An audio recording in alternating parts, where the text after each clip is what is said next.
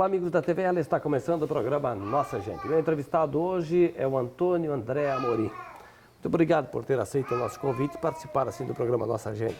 Ok, a gente aqui agradece. A imprensa é um aliado fundamental na carreira profissional, né, de qualquer pessoa, mas principalmente no nosso caso do esporte, né? Então o esporte realmente incentiva bastante, ajuda o ânimo e o ímpeto do próprio atleta, né? Então eu é quem agradeço a participação da imprensa, a paciência de vocês e esse acompanhamento, né, de longos tempos. É isso. E para quem não identificou ainda, o Antônio Amorim é o pai da Ana, o pai da Duda, que é a nossa esperança de medalhas agora nos Jogos Olímpicos do Rio de Janeiro. Teve influência do senhor, da sua esposa, para que as meninas caminhassem pelo caminho do esporte? A base da família tem muita influência, sem dúvida nenhuma, né? Mas principalmente na fase dos 10 aos 12, 15 anos, quando o jovem acha que sabe tudo, que é o melhor de todos e que leva tudo no peito, né? E aí quando vai para uma partida, no caso da Ana e da Duda, que perde, eles vêm desanimados e aí perde aquela vontade, etc. E é hora de tu dar o ombro. Dizer não, vai ir lá em frente, tem que dar coragem, etc. Acompanhar, né? Então a família é fundamental. Um outro setor importante na vida desportiva é o órgão público, o apoio do setor público, né? Então Blumenau tem uma estrutura, diríamos assim, até invejável, no meu ponto de vista, eu digo que boa, em termos tanto de base como de corpo técnico, né? Um pessoal que se dedica, que ele tem o prazer de ver o atleta evoluir, parece que ele vai junto, o corpo técnico é muito bom.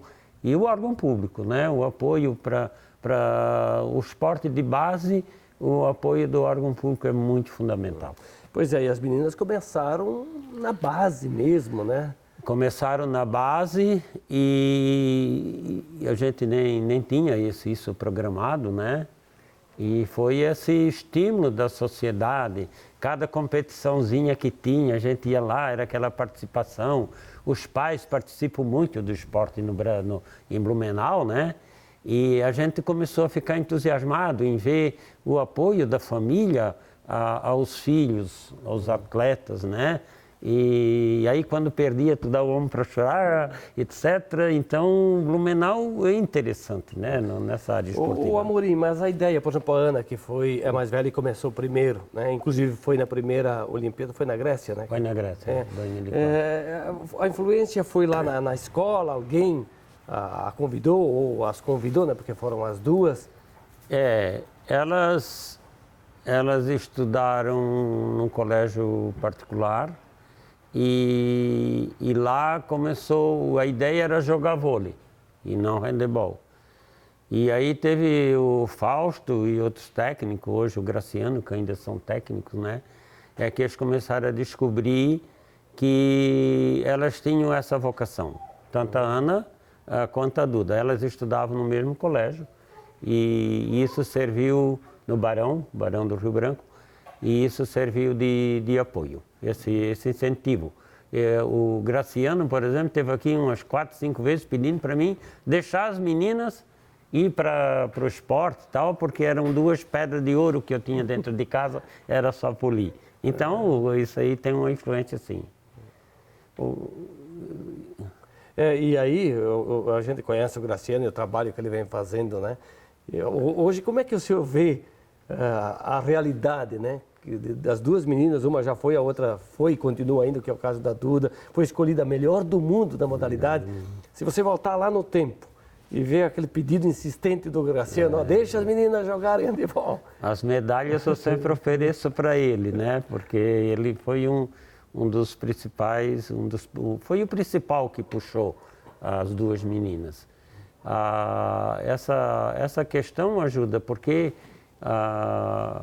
tu vai mudando a mentalidade, porque você poderia perguntar quanto é que custa para uma família para que um filho chegue a ser um atleta olímpico, porque o atleta olímpico é o suprassumo do suprassumo. E aí, de um bairro, sair de uma casa, 2 atletas olímpicas, e entre elas uma ser a melhor do mundo. Porque se você conhecer o handebol na Europa, e na região, na Rússia, e em outros países interessantes, o handebol é muito forte. Em técnica e em habilidade, nós só perdemos, no meu ponto de vista, para o basquete americano. O handebol está num nível elevadíssimo. Então, essa base de família, ela é importante para dar esse impulso. Depois a coisa continua, né? Sim, eu vou falar um pouquinho de satisfação e de sentimento até, como pai ou como pais, né? Porque, claro que quando começou a participar do esporte, lá no colégio, depois nos Jogos da Primavera, e aí vieram os joguinhos, jogos abertos, tudo isso vai animando e a gente vai se empolgando. Agora, quando veste uma camisa da seleção brasileira, o que significa isso? Sim. Quando a minha filha mais velha disse, não, pai, eu quero ir para uma Olimpíada. O meu presente para ti é ir para uma Olimpíada e vou te convidar para ir. E eu nem quis acreditar naquilo, né? Porque tu imagina um atleta chegar a ir para uma Olimpíada. Isso é uma seleção, é uma peneiragem, né? E aí na Grécia, quando no Arco do Triunfo ela entrou com a bandeira do Brasil na mão, e eu caí de joelho no chão, e eu quis morrer, o coração veio na garganta, porque é uma emoção muito grande tu ver uma filha entrando numa Olimpíada, que é um dos eventos maiores do planeta, né? Uma Olimpíada é um movimento grandioso. E um atleta participar disso ali é realmente um negócio bastante grande. É uma satisfação, na época eu usei a expressão, são toneladas de alegria, e eu já dividi 1 quilo de alegria para cada morador de Blumenau, porque a base de Blumenau foi muito importante para nossas filhas ter esse caminho, né? Pois é, Amorim, agora uma filha já deu toda essa carga emocional, né? Esse momento inesquecível. Agora, quando vai a segunda, como é que faz? A segunda, aí... E mais, escolhida a melhor do mundo na modalidade. É um presente de Deus, né? Porque tu vê uma coloninha aqui, que eu considero, né? Nós somos colonos, né? No bom sentido. E tu vê no meio de uma seleta categoria de altíssimo nível, das mais variadas raças humanas, né? Dos países mais ricos, como a Áustria, né? Hungria, União Soviética, e aí tu vê a tua filha no meio dessa monstruosidade toda e ser eleita a melhor do mundo. É realmente um negócio bastante impressionante. É uma alegria sem fim, né? E o senhor começou a acompanhar elas nas competições oficiais, porque não havia tempo, né, para participar, por exemplo, dos joguinhos, das coisas aqui domésticas, né? Foi quando elas começaram a ganhar espaço em competições oficiais? Não só a competitividade aqui, mas sair com elas.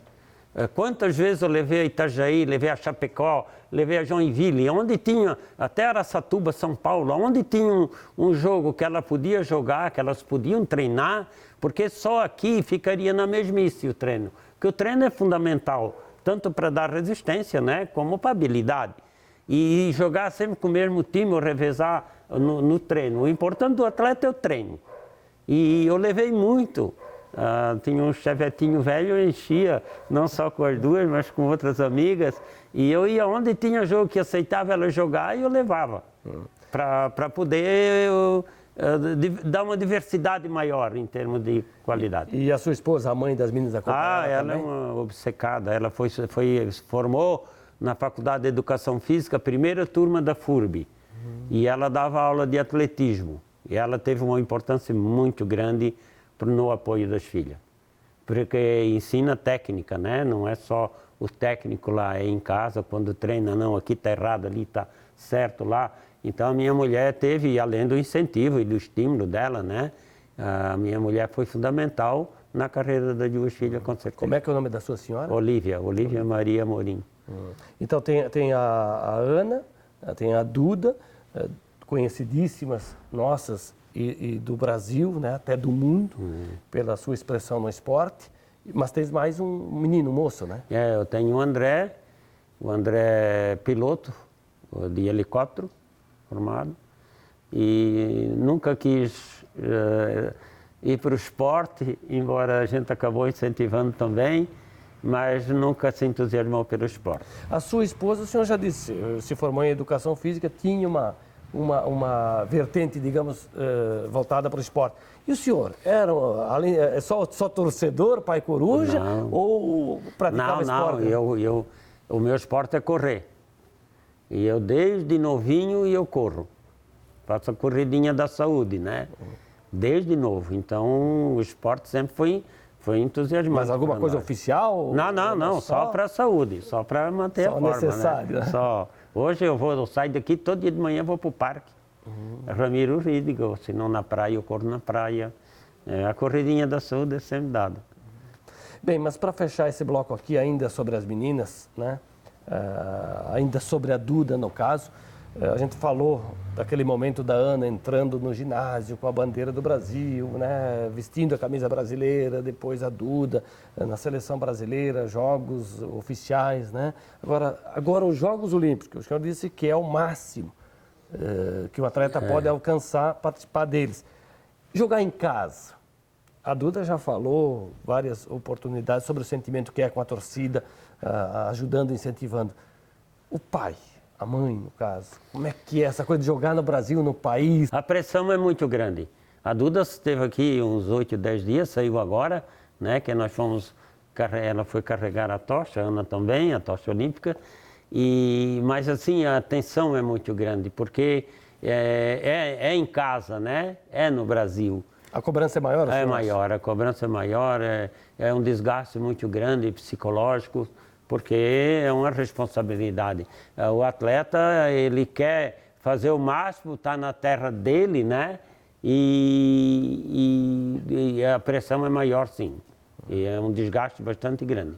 A gente claro, está torcendo para ter uma medalha de ouro na Olimpíada no Brasil, então, fecharia com chave, né, de ouro todo. Que legal que o senhor já pensa na medalha de ouro, né? Claro. E curioso que nós aqui do Blumenau, de tantos atletas que foram para os Jogos Olímpicos, só a Ana Moser conseguiu uma medalha que foi de bronze, né? Em Atlanta. Tomara que a Ana agora volte do Rio de Janeiro com uma medalha que seja aquela que o senhor está pedindo, de ouro. A Ana vai ser comentarista de esporte, né? Eu troquei a Ana pela Duda. Uma medalha... A medalha do Pan-Americano de ouro, eu fiz 10 voltas no Ramiro Rídigo com aquela medalha, uma medalha bonita, grande, e mostrando para o pessoal. Você imagina uma medalha de ouro de uma Olimpíada, né? Seria o máximo. Mas tem que sonhar alto. Você tem que buscar, tem que sonhar, sabe que vai enfrentar barreira, vai dar angústia, tu vai te arrebentar todo, mas tu tem que pensar positivo, né? Para chegar lá. Porque se tu não pensar positivo, tu já, diante da primeira barreira, que são só times de primeiríssima, né? É só barreira que tem lá, não tem nada de dizer, aquele time é fraco, outro não. Não tem time fraco não, todos eles. Depois o dia do atleta manda muito, né? O dia do time, e isso é muito humano, né? A gente pensa, não, mas tem aquela técnica, tem aquele treino, tem tudo.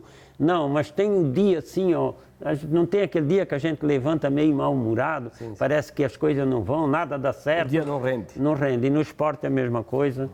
E isso, então, para ter uma medalha de ouro, temos que pensar 100% positivo, né? Estamos na torcida. Amorim, vamos fazer um breve intervalo, depois a gente volta para continuar essa prosa, pode ser? Ok, pode ser. Antônio André Amorim é o nosso entrevistado hoje no programa Nossa Gente, que faz um breve intervalo. Fique ligado, porque logo, logo estaremos de volta. Até já.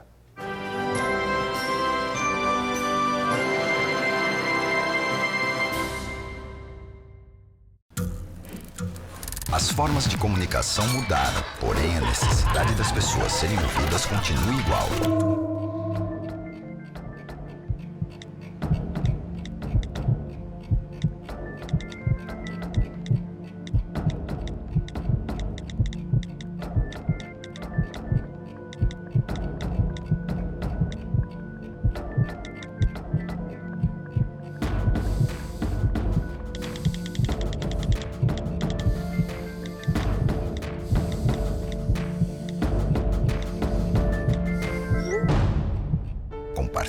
com o CVV aquilo que você não divide com ninguém. Valorizar a vida, é isso que o CVV faz. Ligue 141 ou acesse cvv.org.br e receba apoio emocional.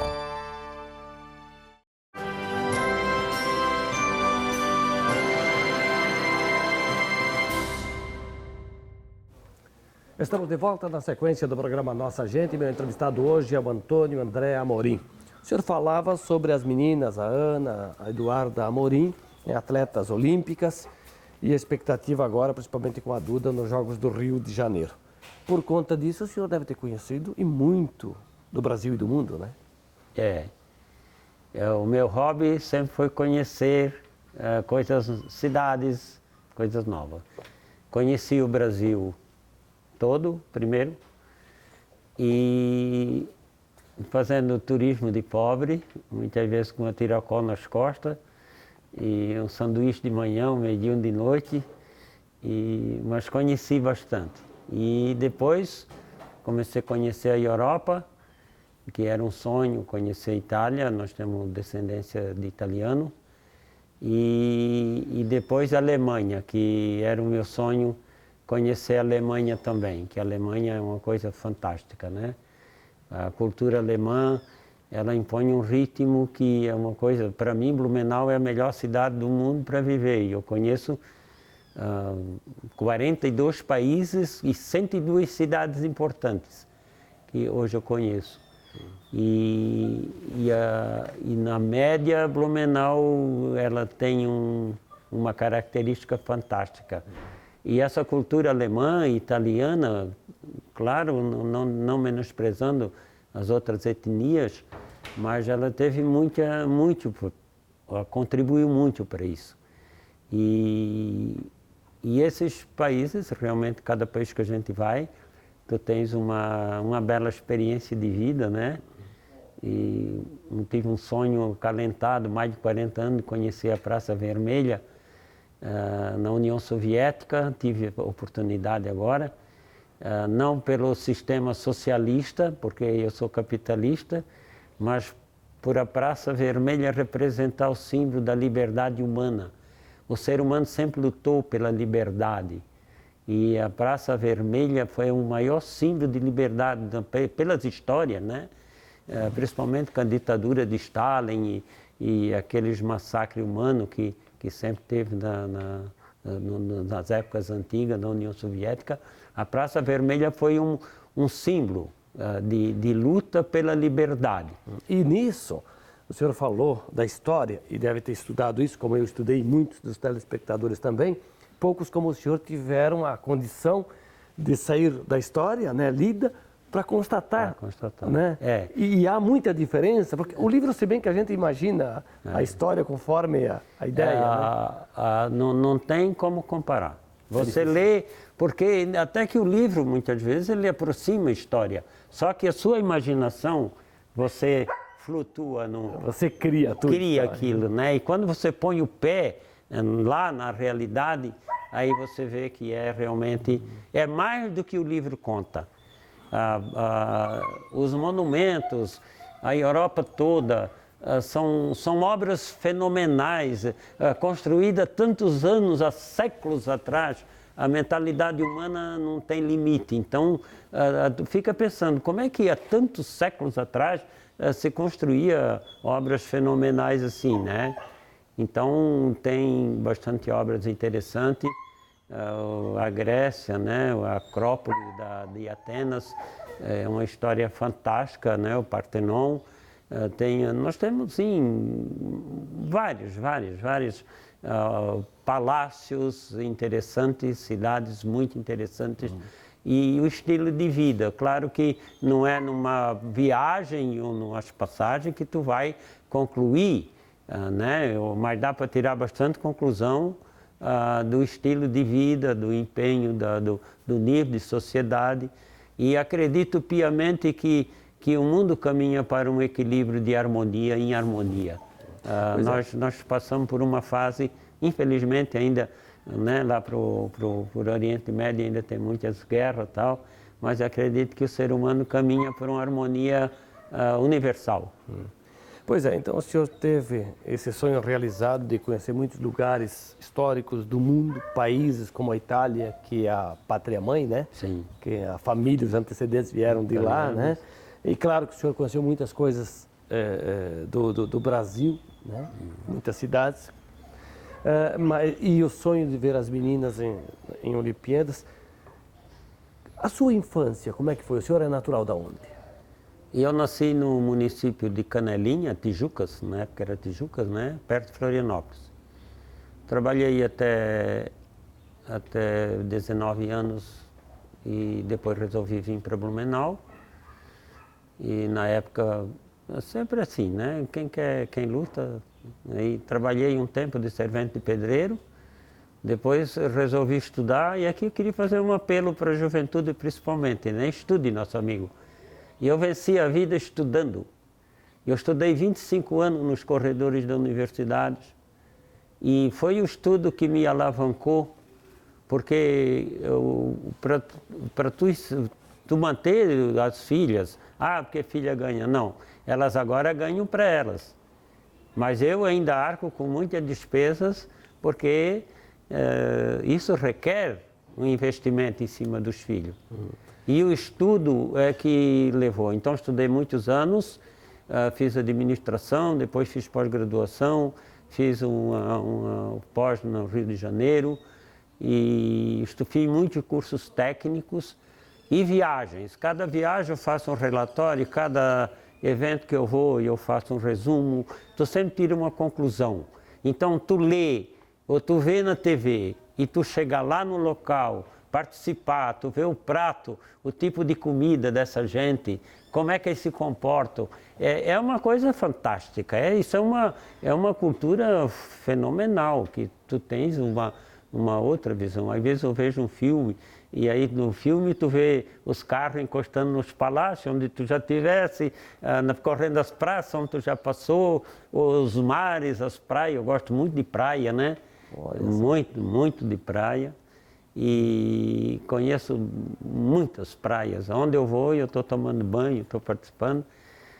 Conheço aqui a região do México, né? Cancún, tem lá a região dos Maias, que é uma cultura fantástica. Cada lugar, e aqui no Brasil, né? Nós temos uma história brasileira muito rica, riquíssima. Temos cidades lindíssimas, né? A Foz do Iguaçu, as cataratas do Iguaçu é um fenômeno natural, para mim, o mais bonito e interessante de todo que eu conheço.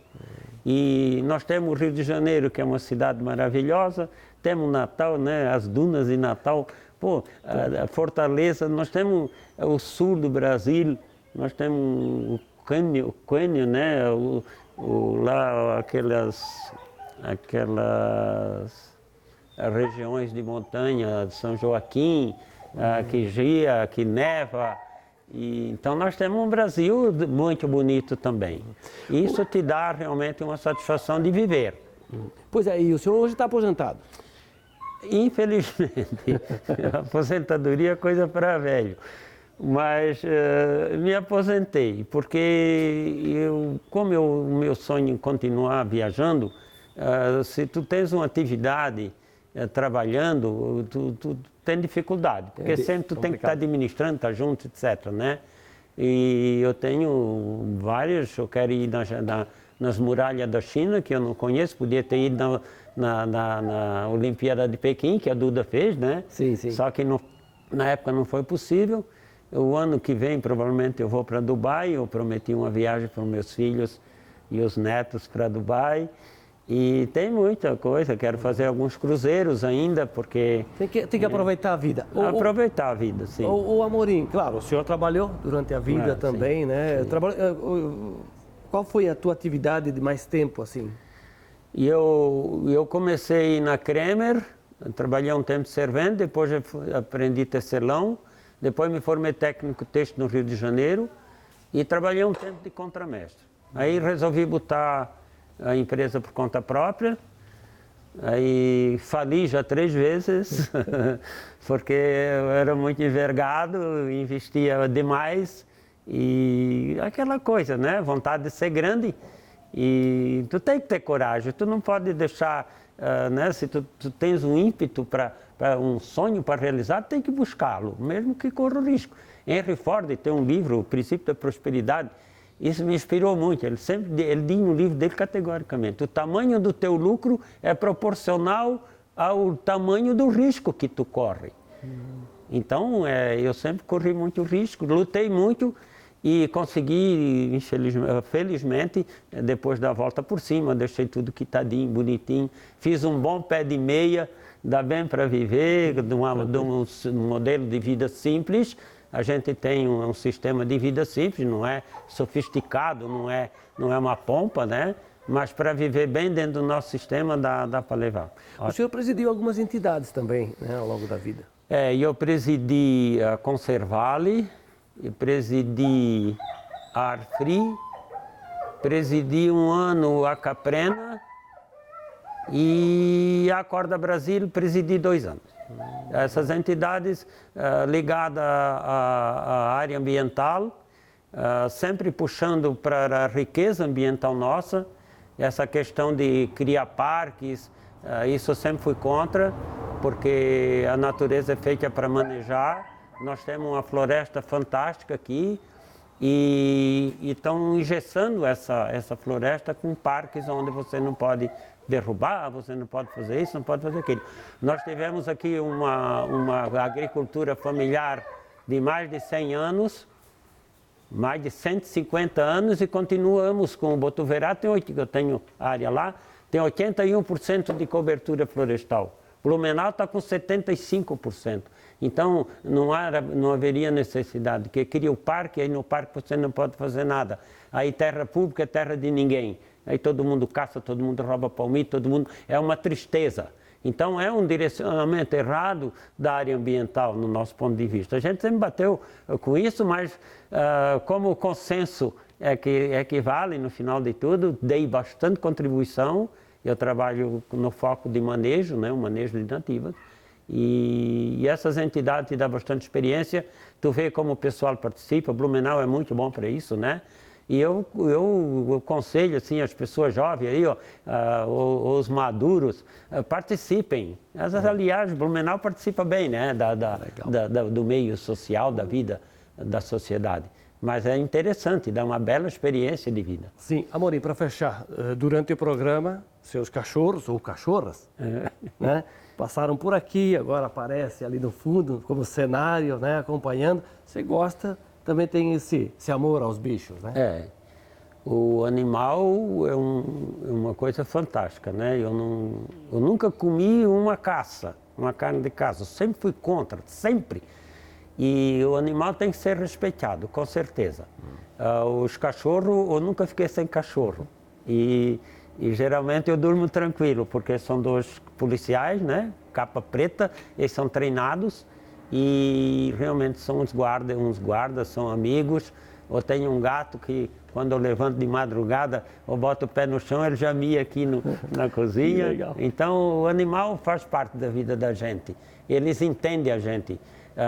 Foi Einstein que disse que quando nós descobrirmos a inteligência, o pensamento dos animais, nós vamos ficar com vergonha de nós mesmos. Muito obrigado. E eu agradeço, posso fechar então? Sim. Agradeço esse trabalho da imprensa. A imprensa tem uma importância grande, porque o atleta ele gosta de ser lisonjeado, ele gosta de ser apresentado, e quando ele se destaca, a imprensa vai estimulando ele. Isso também ajuda, né? É uma forma. Então a imprensa, parabéns para vocês que trabalham na imprensa e que levam as notícias e o conhecimento do mundo, porque senão o que seria da humanidade, né? O meu muito obrigado e sucesso para todos nós. Se tiver a medalha de ouro da Olimpíada, vocês vão ver o estrago da saia que vai dar aqui. Tomara, estamos na torcida. Antônio André Amorim foi o nosso entrevistado hoje no programa Nossa Gente. O programa está terminando, mas eu te convido para você continuar ligado aí na programação da TVL. A todos um grande abraço e até a próxima.